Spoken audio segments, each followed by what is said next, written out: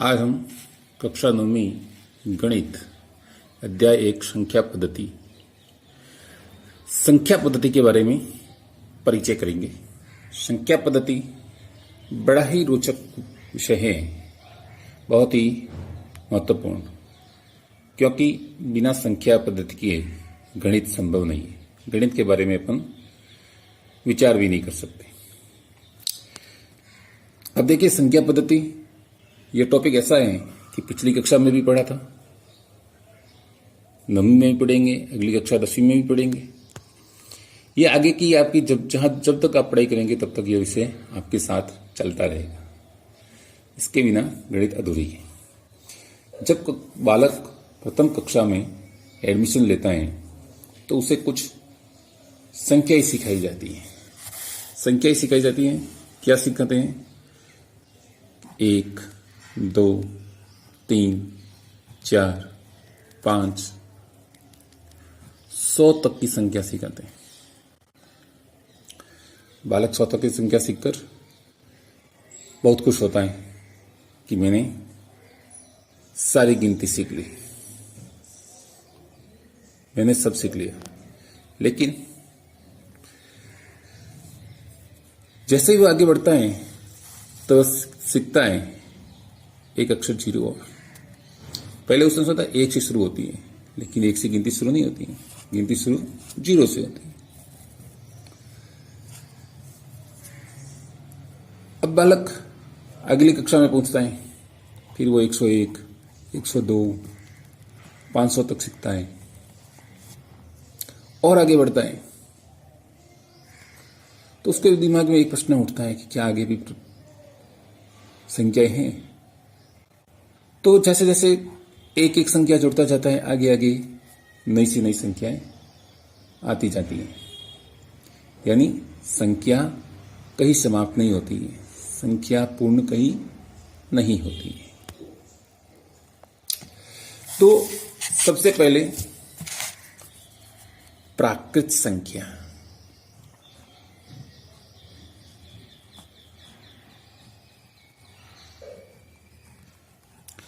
प्राकृत संख्या जिसे n द्वारा प्रदर्शित किया जाता है। इसके अंतर्गत 1 से लेकर के वो सभी अंक आते हैं जो गिनने के लिए काम में आते हैं, अनंत तक। फिर इन संख्याओं के अंदर, इन प्राकृत संख्याओं के अंदर एक 0 जोड़ दिया जाता है। यानी अब ये संख्या 0 से अनंत तक हो जाती है।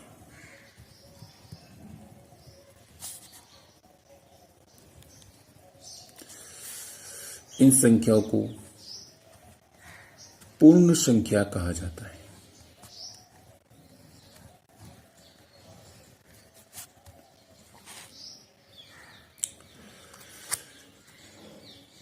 अब सबसे छोटी संख्या 0, सबसे छोटी पूर्ण संख्या 0 और अनंत की आगे बढ़ती रहती है। प्राकृत संख्या में सबसे छोटी प्राकृत संख्या 1 अनंत तक चलती रहती है। ठीक एक इसमें जोड़ने पर इसकी अगली वाली प्राकृत संख्या और पूर्ण संख्या प्राप्त होती है। अब आगे की कक्षा में बढ़ते हैं। 6वीं 7वीं में जब बालक आता है तो उसके सामने कुछ संख्याएं और आ जाती हैं। इन संख्याओं के अंदर ये सभी धनात्मक संख्याएं। इन धनात्मक संख्याओं के अंतर्गत कुछ ऋणात्मक संख्याएं वो सीखता है। -1, -2, -3, -4, अनंत तक ये भी चलते रहते हैं। तो ये बालक ने जो संख्याएं सीखी थी 0, 1, 2, 3 अनंत तक, इसी तरह ये -1, -2, -3 ये भी अनंत तक संख्याएं चलती रहती हैं। तो इन संख्या को कहा जाता है पूर्णांक। इसके अंदर सभी धनात्मक, सभी ऋणात्मक, शून्य सभी अंक शामिल होते हैं। बालक सोचता है मैंने सारी संख्या सीख ली। अब इन संख्याओं के अंदर कुछ और अपन को ध्यान देने लायक बातें हैं कि इन्हीं के अंदर एक शब्द आता है अभाज्य संख्या।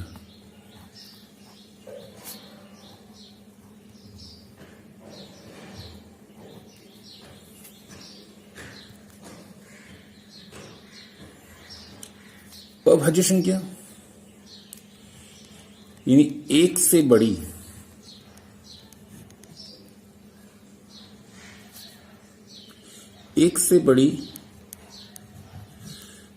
ऐसी संख्याएं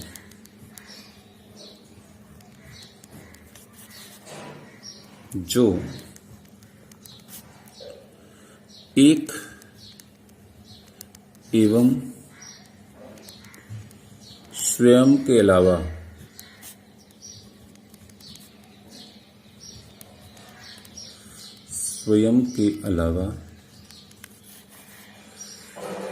और किसी संख्या से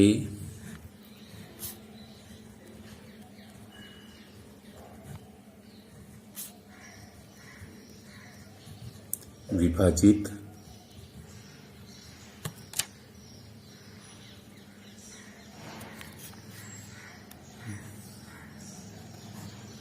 नहीं हो। यानी उस संख्या के अंदर एक और खुद वह संख्या इसके अलावा और किसी संख्या का भाग नहीं जाता हो और वह संख्या एक से बड़ी होनी चाहिए। तो ऐसी संख्याएं कौन कौन सी हैं? जैसे 2 एक से बड़ी है, 2 के अंदर किसका भाग जाता है? 1 और स्वयं 2 का। उसके बाद 3 में भी 1 का भाग जाता है और खुद 3 का जाता है। फिर 5 में भी 1 और 5 का भाग जाता है। 7, 11, 13 इस प्रकार ये अभाज्य संख्या है। इन सभी संख्याओं के अंदर या तो खुद का भाग जा रहा है या फिर 1 का भाग जा रहा है, यानी कि 2 संख्याओं का ही भाग जा रहा है, 1 और खुद व स्वयं संख्या। तो ऐसी संख्याओं को अभाज्य संख्या कहा जाता है। भाज्य संख्या है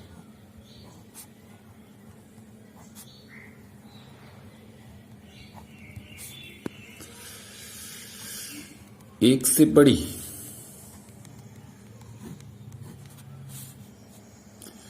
ऐसी संख्याएं या कह सकते कि ऐसी प्राकृत संख्याएं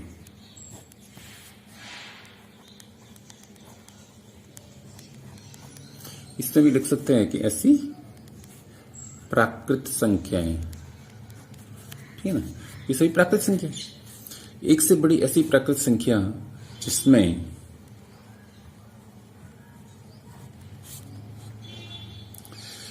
एक व स्वयं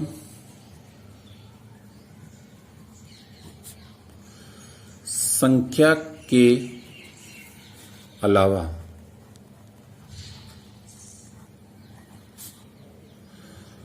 भी किसी संख्या का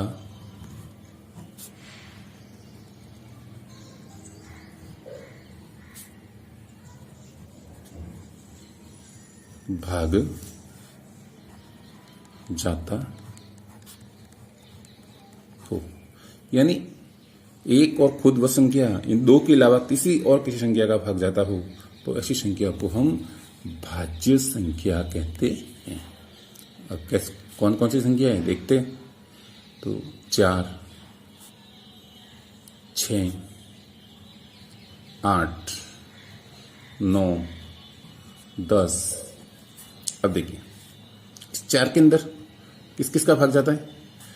1 का जाता है, 4 का जाता है, इन दोनों का तो जाता ही है, 1 और खुद संख्या। इसके अलावा और किसी का भाग जाता है तो 2 का भी जा रहा है ना, इसलिए यह भाज्य संख्या है।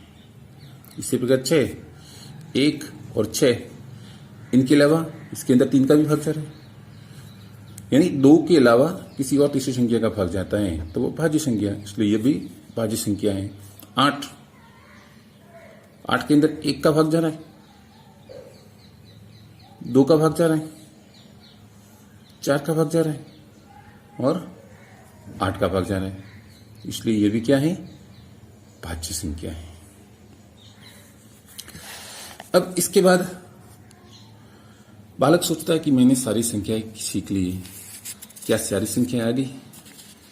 तो जैसे ही वो आगे बढ़ता है तो उसके सामने कुछ ऐसी संख्याएं आती हैं, जैसे 1/2, 2/3, 3/5। माइनस के अंतर्गत भी कुछ संख्या आती है, 2/5, -3/7।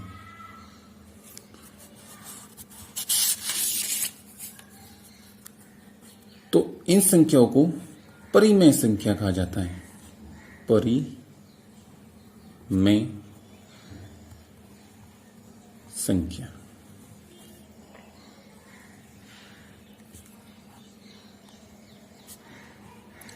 ऐसी संख्याएं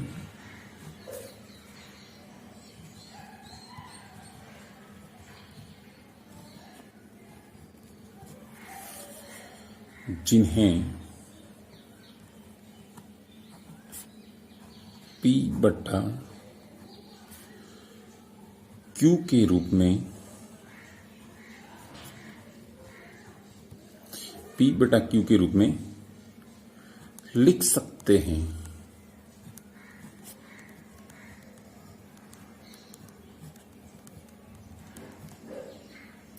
P/Q के रूप में लिख सकते हैं। P व Q पूर्णांक हो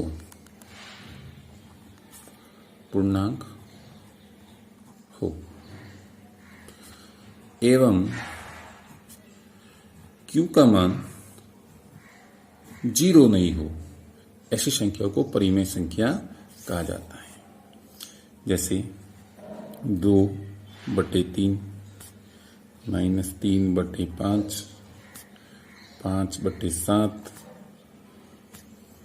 1, 2, 3, 0। अब आप सोचेंगे कि 1, 2, 3, 0 ये तो P/Q में नहीं है।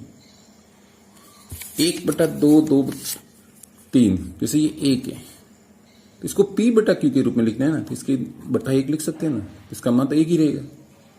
जैसे 0 है तो 0 को अपन 0/1 लिख सकते हैं ना, मान 0 ही रहेगा, कोई अंतर नहीं है। और ये P/Q के रूप में हो गई, इसका मान P/Q हो गया। तो ये जितनी भी ये संख्याएं हैं ये भी परिमेय संख्याएं। कहने का तात्पर्य ये है कि जितनी प्राकृत संख्याएं हैं, पूर्ण संख्या, पूर्णांक, ये सभी परिमेय संख्या है। हम कह सकते हैं कि सभी प्राकृत संख्याएं परिमेय संख्या है, सभी पूर्ण संख्या है वो परिमेय संख्या है, सभी पूर्णांक है वो भी परिमेय संख्या हैं। लेकिन यह नहीं कह सकते कि परिमेय संख्या है वो सभी प्राकृत हैं, क्योंकि परिमेय के अंदर ये 2/3 ये प्राकृत संख्याओं के अंतर्गत नहीं आते। प्राकृत संख्याओं के अंदर तो केवल 1, 2, 3, 4 आ रहे हैं। हम ये नहीं कह सकते कि ये 5/7 है वो पूर्णांक है, क्योंकि पूर्णांक के अंदर 0 से अनंत तक की संख्या ही केवल आ रही है। हम ये नहीं कह सकते कि जितनी भी परिमेय संख्या है वो पूर्णांक है। पूर्णांक के अंतर्गत पहले जो उपपद बोला वो पूर्ण संख्या थी। पूर्ण संख्या के अंतर्गत 0, 1, 2, 3, 4 संख्या आती है। और पूर्णांक के अंतर्गत ये जो संख्या दी गई है 2/3, -3/5, 5/7, तो पूर्णांक के अंतर्गत जो संख्या आ रही है वो -3, -2, -1 ऋणात्मक संख्या आ रही है। लेकिन यहाँ पर P/Q के रूप में कोई भी संख्या नहीं है। अतः हम ये नहीं कह सकते कि जितनी भी परिमेय संख्या है वो सभी पूर्णांक हैं।